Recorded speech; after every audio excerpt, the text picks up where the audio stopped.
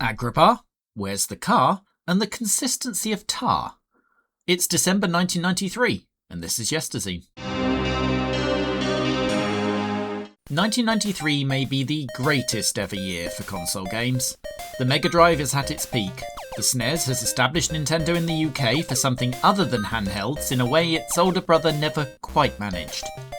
The Master System was hanging on, kicking out banger after banger. And even in computers, the Amiga wasn't yet a joke, and even the 8-bit micros were having their last little hurrahs. Elsewhere, although not yet in the UK, the Jaguar and 3DO were showcasing the possible future that eventually Sony would actually get right. Even here in December's issue of Super Pro, a single format magazine, there is more gaming than you could possibly get through in a month. Just the stuff we're barely going to mention would be a good Christmas. Aero the Acrobat, Cool Spot, Plock, 7th Saga and underrated bike game Fuji 8 Hours fill the contents pages. But the magazine shows another trend of the time, the fact that different formats could get a very different game. These days, your modern title, illustrated here by F125, looks basically the same on PlayStation, Xbox and PC.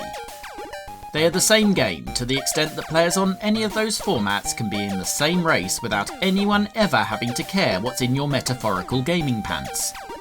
Some games, especially the PUBG battlegrounds of this world, expand that to the PS4 and Xbox One, as well as both generations of Switch and even mobile. All the better to extract money from you for those sweet, sweet cosmetics. And yet, there are still console war fanboys. Folks, you're playing an F1 game that EA shat through the remains of Codemasters. The moral high ground is long gone. Back in 1993 though, sometimes a game was an entirely different product by an entirely different team. Look at Jurassic Park, for instance. On Master System and Game Gear, it's a slightly weird platformer by Sega's own CS2, with driving and shooting segments. On Mega Drive, it's an entirely different, worse platformer by Blue Sky Software, who would later go on to prove their skills at releasing overrated platformers by creating Vector Man. The SNES game is an Ocean-produced hybrid top-down shooter and impressive first-person shooter that is near impossible to finish thanks to the late removal of continues. The PC and Amiga got a different, also Ocean-produced take on the same two genres, this being a UK production compared to the American office's SNES title. The NES and Game Boy got a top-down only game from Ocean of America, while the arcades saw a light gun game using the Sega System 32 hardware, loosely related to their earlier superscalar game Rail Chase. And finally, just to be difficult, there's a Mega CD game developed by yet another internal team at Sega. Having been formed to concentrate on the multimedia future, the team decided to make a point-and-click adventure. They were rewarded for this endeavour by being near immediately shuttered, this remaining their only finished original game. This meant we missed out on a racing game endorsed by noted racing celebrity Vince Neil of Motley Crue. The 90s were a time. Point being, before you started arguing with your mates which version of a game was best, you weren't just talking about a slightly better sheen on your polygons, or 2 frames per second. You might be debating the merits of a first-person shooter versus a point-and-click adventure first. There's 2 examples of this in this issue, and we'll look at both the SNES and the competing versions of both to declare a winner, which in one case is likely to start fights no matter what I decide. Elsewhere, the SNES becomes the home of a game whose series started elsewhere and was supposed to stay there, and inadvertently producing the longest timed exclusive in history. But first, what's the SNES faithful looking for in their 1993 stocking?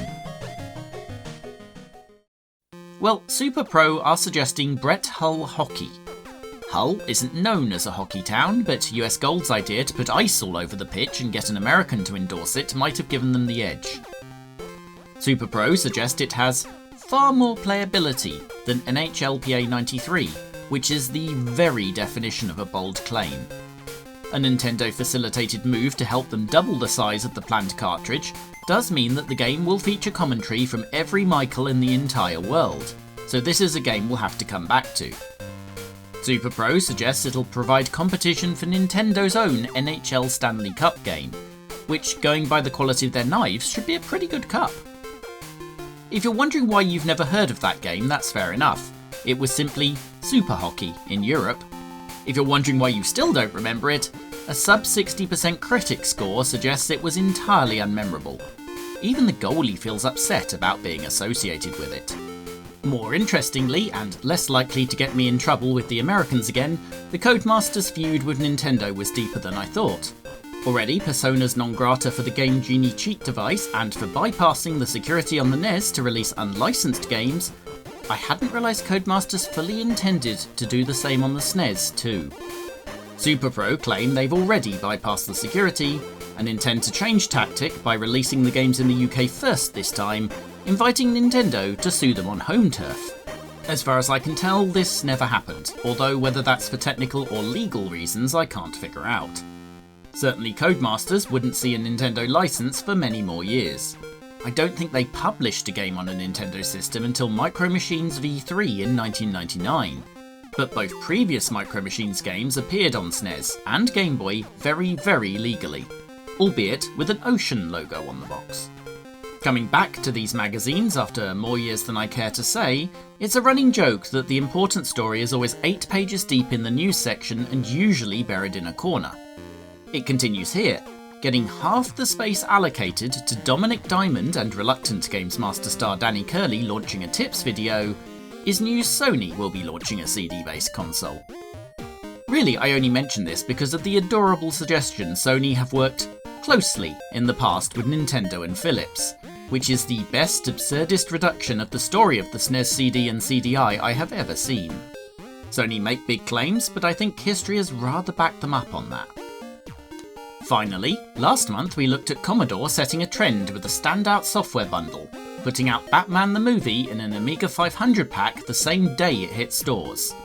Nintendo pull off the same trick here with the new SNES Aladdin game, based on the movie, replacing Starwing in their lead hardware bundle pack for Christmas 1993. Here's the thing though, I can find no evidence this ever actually happened. I've just browsed every gallery of hardware I can find, and I don't think an Aladdin SNES pack exists. SNES expert Super Jim concurs. The game though. The game does, and it starts a fight, because it's not a port of the Mega Drive game by Dave Not That One Perry. So in the first of 3 different hardware, different game segments for this episode, which is better?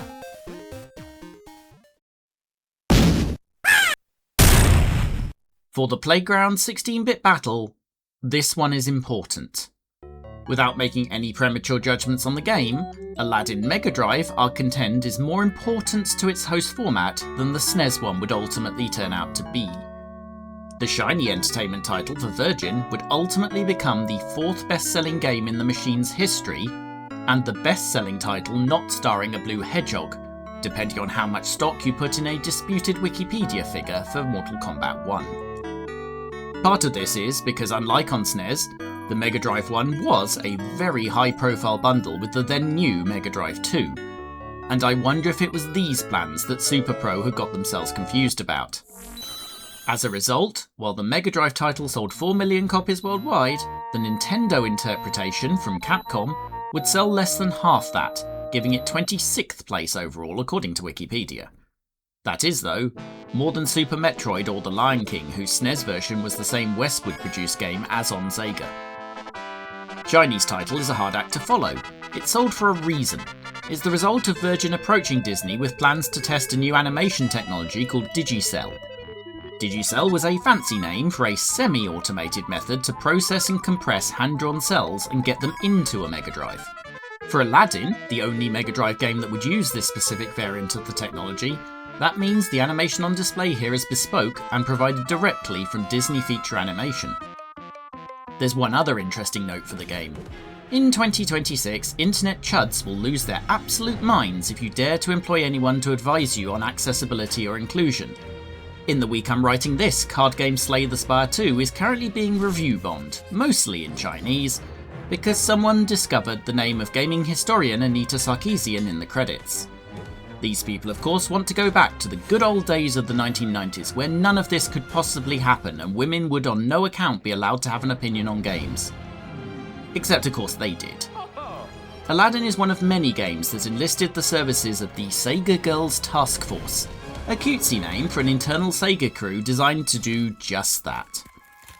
Like today though, they of course encountered resistance, although in this case it apparently came entirely from the Disney side and Shiny were receptive to their views.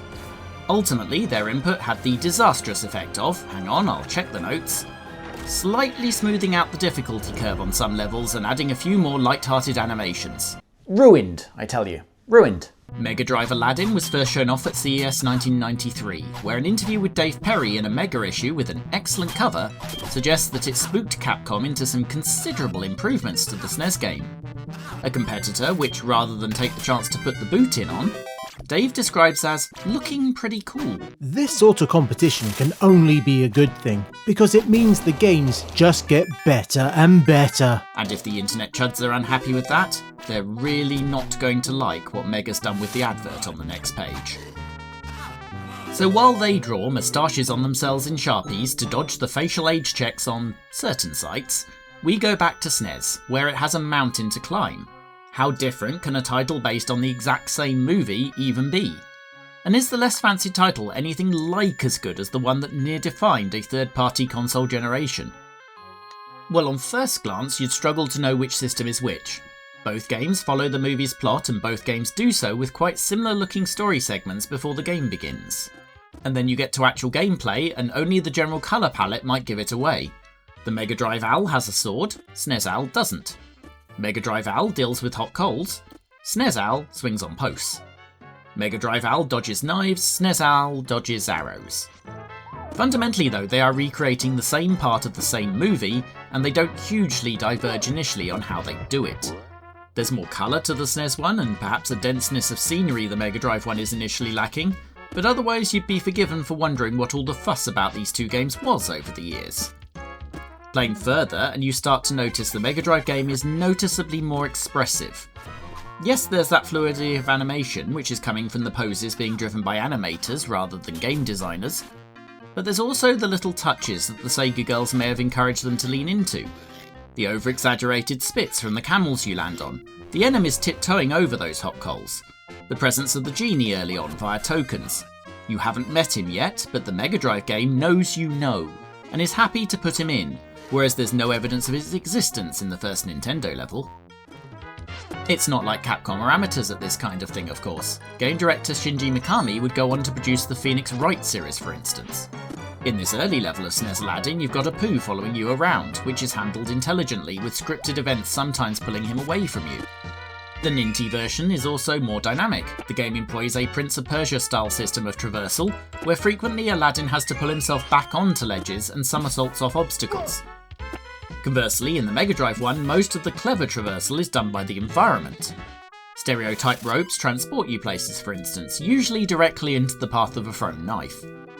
Both love a good zipline, but only the SNES thinks he might need something to avoid serious rope burn. The SNES version certainly has the better controls. Going back to my old footage from episode 3 of the Mega Drive game, it was notable how much more often I was falling off things and failing easy jumps. While these problems exist in the SNES version too, it happens a lot less. The same applies to the level design, where you can take your choice. The Mega Drive levels are larger and easier to get lost in, but do give a lot more opportunities to run away from the plot looking for bonuses. The SNES one takes more liberties with the movie plot too, or at least its progression. The Mega Drive sends you through the desert and back through the rooftops to find the scarab to enter the Cave of Wonders. And before you can do that, you need to escape from the dungeon the palace guards have thrown you in. In the SNES, the first 3 levels are one level, where you actually meet Jasmine, which the Mega Drive one doesn't bother with, and then you're straight into the Cave of Wonders sequence with the less interesting prison escape and very uninteresting desert level of the Sega one covered by story time. Weirdly, both have a sequence inside the genie's lamp when you first meet him, although the SNES version uses its greater freedom to turn it into a much more interesting thing. In reality, of course, most of us only had a maximum of one version at the time, and I was a Mega Drive kid. I've owned the SNES cart for a few years, but I don't think I've played it beyond getting brief comparison footage for the aforementioned episode 3. This week I've done it properly, and it surprised me. Common parlance will tell you the SNES game doesn't compare. Even its designer claimed to prefer the Mega Drive one when interviewed. I would probably buy the Genesis one. Animation wise, I think the Genesis version's better. The Genesis version had a sword, actually. I wanted to have a sword. But I'm not so sure. I've just played the first couple of levels back to back, and I might even prefer the SNES one despite the missing sword. Part of that might be the familiarity, of course. I've played the whole Mega Drive one more than once, but the SNES one has more ideas and is ultimately probably a more satisfying game once you get over the Mega Drive's incredible animation and liberal use of songs from the movie. Super Pro, of course, predictably loved it, with minor caveats. Their 90% review lauds the newly upgraded graphics and presentation, but complains about a lack of variety which isn't unfair. They also say it's too easy, but as we always say here, when it doesn't have to be your only game for the next month, that's no bad thing.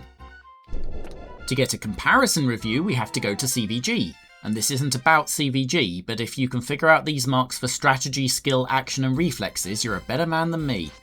I suspect CVG had no idea what they were doing, and that's why they were about to drop them. In sensible marks, the Mega Drive wins marginally on graphics and overwhelmingly on sound. Entirely fair. But they prefer the gameplay of the SNES one, while also noting it a fairly easy game, especially with the passwords. Ultimately, they marginally prefer it, which is not the narrative I remember from the time. Games Master went nutso over the Mega Drive version, giving it 95%. But there's no scan of their 76% review of the SNES one 2 issues later for comparison. In any case, if you're a person who's ignored the SNES one up till now just based on it being an inferior copy of what you loved, then I would urge you to get over that and boot it up on an emulator for a proper go. As always, the correct answer in any playground argument turns out to be whichever one I have. But 30 years on, the truth is more blurry. So how about a game that's still the same game but was supposed to be on a different system? We'll get to that though, because this is the start of the story. An Amiga game by the name of Putty. The cute concept platformer is a crowded genre on the Amiga of course, but System 3's effort had been universally acclaimed about a year earlier. The two serious magazines had gone batshit with a 95%, but even all three major games magazines like it, to the extent the highest scorer of the three was unusually Amiga Power. AP's only major criticism of the game was the loading times, which brings us to this issue, where predictably, under the name Super Putty, the game got its only cartridge release and I think its only release outside Europe. You'd be forgiven for thinking I was just showing you an Amiga game again here too. Much like the console releases of Zool, or possibly more relevantly Robocod, this is not making a lot of concessions for the new target market, despite them having had a year to get acquainted with Super Mario World. Or the presence of Plock, which is reviewed in this issue, as an import game despite being developed by two incredibly British people. It gets 87 and restores faith in the tired platformer. Putty could make a similar claim to be fair because this is a platformer like no other. Ian Putty can absorb most enemies for life force. He can use his legally distinct tacky body to punch them.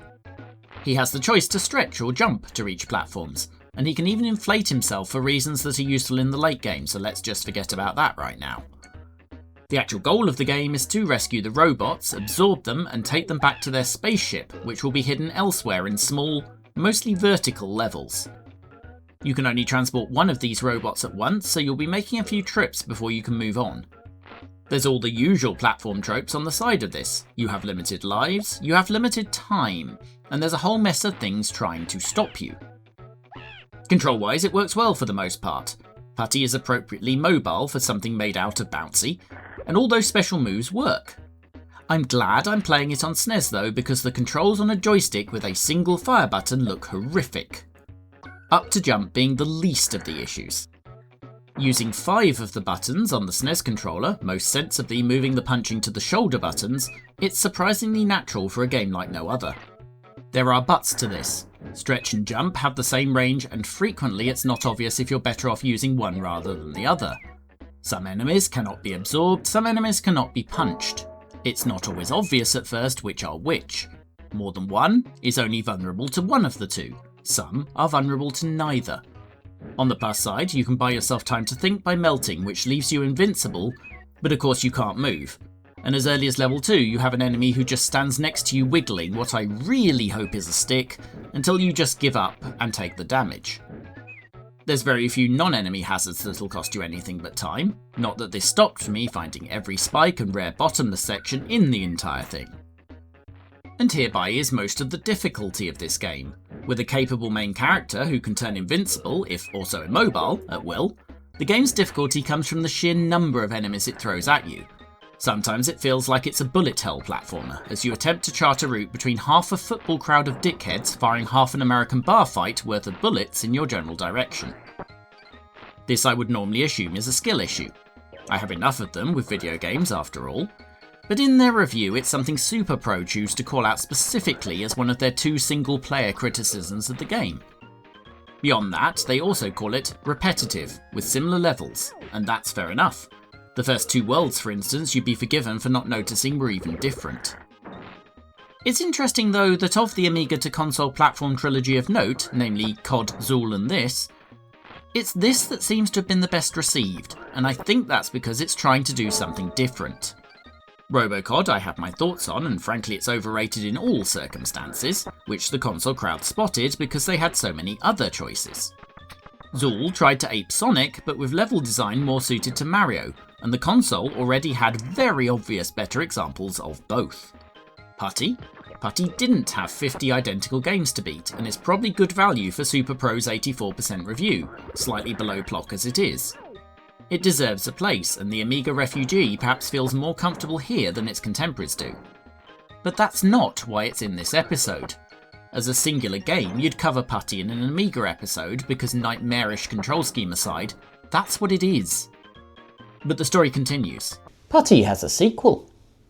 And it's a SNES exclusive. It wasn't supposed to be.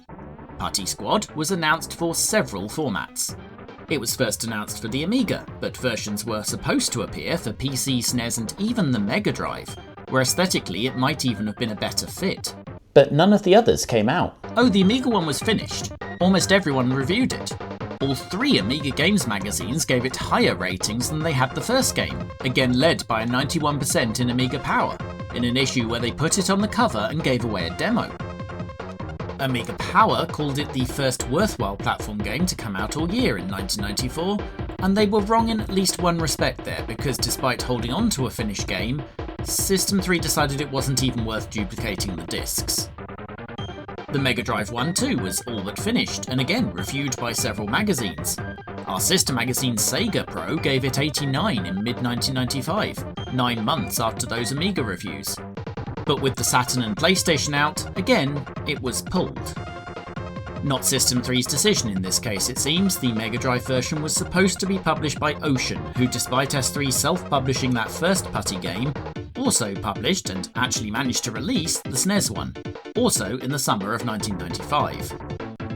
Superplay gave it 12% more than James Pond 3, for instance, a fact irrelevant because those reviews were back-to-back in issue 32. Their final word being it was miles better than Super Putty. If I pull back the curtain a little, as I type the sentence, I've not played it, but I snagged a very cheap copy last week, so suddenly I'm excited to do just that. Well, not today. It's nearly 11 PM, but let's do it tomorrow, yeah? Why are you still here? You could have gone home, you know. Where have you even been? I don't want to look in the cat's litter box, do I? Putty Squad has you teaming up with your antagonist from the first game, a cat called Denzel, who was anonymous enough in that you possibly didn't even notice him. And now your goal is to rescue your putty mates instead of the robots. The control scheme is the thing most similar to the previous game. Almost all Putty's abilities are the same. The exception is the inflation ability, which now causes you to float, i.e. what it should have done in the first place. The game design is where the effort has gone. While the broad goal of the game is the same, rescue a certain number of friends within the level by finding and absorbing them, the methods have been switched up and finessed. Most notably, you're no longer transporting them to a goal, at least not singly. They are now hidden within considerably larger and much more horizontal levels than the originals. The number of enemies has also been addressed, with me encountering no sections that more closely resemble a bullet hell shooter so far. On life, it gives with one hand and takes away with the other. Health is easier to come by in this game. Not only are items that restore it distributed liberally, but the stars you can pick up are also effectively armour against most grunts. Conversely, there are also enemies very early on like these frogs who will one-hit kill you. It strikes me I have poor luck with video game frogs. There are also plenty of boss-like enemies that, as far as I can tell, are invincible, or at least cannot be punched or absorbed, and those are my only 2 moves. And in the game. But you may have noticed the other detail. There's no timer. Unsurprisingly, this changes the game dramatically. This game is proud of its levels and it wants you to be able to explore them. There's much to explore too. The first level has high sections hidden by platforms and collapsing floors, but also a dungeon in which one of the putties has been concealed. The maze-like layout of these sections ends up containing much of the difficulty, as enemies and traps gradually sap at your health bar and stars are harder to come by. Which makes the contention that this is miles better than Super Putty interesting, because for me, I agree. I hate timers in games like this, where people have constructed large levels and then try to rush you through them like it's Tony Hart's Gallery the time he did a show on amphetamines.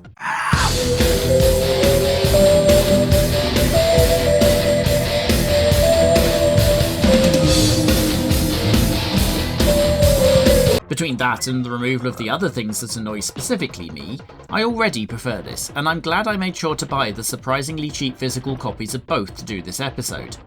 For me, it's this one I'll be playing a lot more. Either way, it's a shame that despite the reviews and the playable demos, that the Amiga owners never got to experience it. Well, until 2013, because this story has a twist. In the early 2010s, perhaps because they saw Robocod sitting on more machines than your mum doing a comparison video, System 3 decided to remake Putty Squad for the PlayStation 4 generation. The remake itself was received with a deafening chorus of meh, despite looking really rather nice. But as part of the marketing preparation for it, System 3 dug up the discs for their finished but never released Amiga 1200 version of Putty Squad and stuck it up on the internet for free. I think this therefore makes Putty Squad technically the longest timed exclusive of all time, remaining officially a SNES only title for a mere 19 years. Either way, the SNES one is probably the one you want, if only for the better controls, but that Amiga one will still be the game CU Amiga gave 94%. And if you played Putty at the time but not this, you owe it to yourself to give it a try on either format. Or even on the Mega Drive, where that near-complete version was fished out of a bin somewhere in 2015. There's one more different game on different system though, and it's a guilty pleasure of mine. This is the incredible Crash Dummies on the Master System, a game I've managed to work into this channel at least 3 times before, and forced the boy Ashens to play on stream by stealing his game child and refusing to give it back until he did. The Master System, and indeed Game Gear and Game Boy versions of this game, are essentially a charming little minigame collection. You work your way through the 5 days, all of which are different games, in order to earn money. The plot is you're saving this money to go on the holiday you'll need after subjecting yourself to the pain of a work week that involves throwing yourself off buildings, deliberately crashing cars, giving yourself repeated downhill skiing nutshots, and hitching a ride on a cruise missile. Although, travelling through Stansted ranks alongside it for pain levels, of course. It's a game I come back to quite frequently, but that's mainly because of its biggest downside, that you'll see the whole thing in 8 minutes. It does repeat the weeks at this point with increased difficulty, but fundamentally, you've done it. If I have one hope for the SNES game, also reviewed in this episode, it's that it'll provide new things for slightly longer than the time it takes to make a decent cup of tea. The logo on startup does not fill me with joy. I think this might be the first time LJN have made an appearance on this show, which is remarkable given we spent the first 50 episodes covering the worst game in every magazine. This wouldn't even be the worst game in this issue either. That honour goes to Rocky Rodent, a game about which the conclusion was, it's very difficult to find anything to comment on. I gave it a quick go because why not? I discovered why not. So Crash Dummies then, which with the proper amount of research has somehow come up with a worse plot than the SMS version had. Bloke kidnapped. Crash Dummies make their one joke. Their one joke. Their one joke. And then decide only one of them should go rescue what I presume is their creator, because the other one needs to stay behind to guard the nothing in the lab from the no one interested in it. Or more likely because LJN, essentially America's answer to Tiertex, couldn't be bothered to figure out how to do two-player or involve the other character in any way. You're probably assuming thus what we're about to see is a generic platformer, and well, you're about 90% correct. Our first task is to escape the junkyard we apparently live in. Slick isn't allowed to just drive out, probably for the best, so instead we have to run a gauntlet of ongoing tests, broken down cars, and apparently sentient parking meters. It's immediately tricky, frustratingly so, because even this first level demonstrates this game has a tendency to the writ dangerous. You may be hearing the motorised enemies, announcing their arrival with horns and such, but by the time you hear them it's already too late and you'll be taking damage, so learning the levels is going to be the route to any kind of success with these types of enemies. Super Pro recommend the approach of running along just chucking wrenches everywhere, but that's not a foolproof plan because some hazards aren't fully affected by them, and you have a very limited number of them, albeit with prolific pickups. You also don't die to one hit, which introduces the single best part of this slightly shit sandwich of a game. The first hit will take off one of Slick's legs, leading to a delightful animation of him hopping as you continue the level. Further hits will take the other leg, both arms, and then eventually the head, ending the life. Super Pro immediately make the same reference I did in my head. Just a flesh wound. Collecting the screwdrivers will restore one limb to your character, although these are usually considerably rarer than the wrenches. In general, the presentation is the game's strongest suit. The animation on the main character is great, the levels look pretty good, at least on the surface, and the sound effects are well chosen and comical, just as you need for what is effectively a cartoon license. Those sound effects though cover up that the music will make you want to reach for the mute. Look, here's the title theme.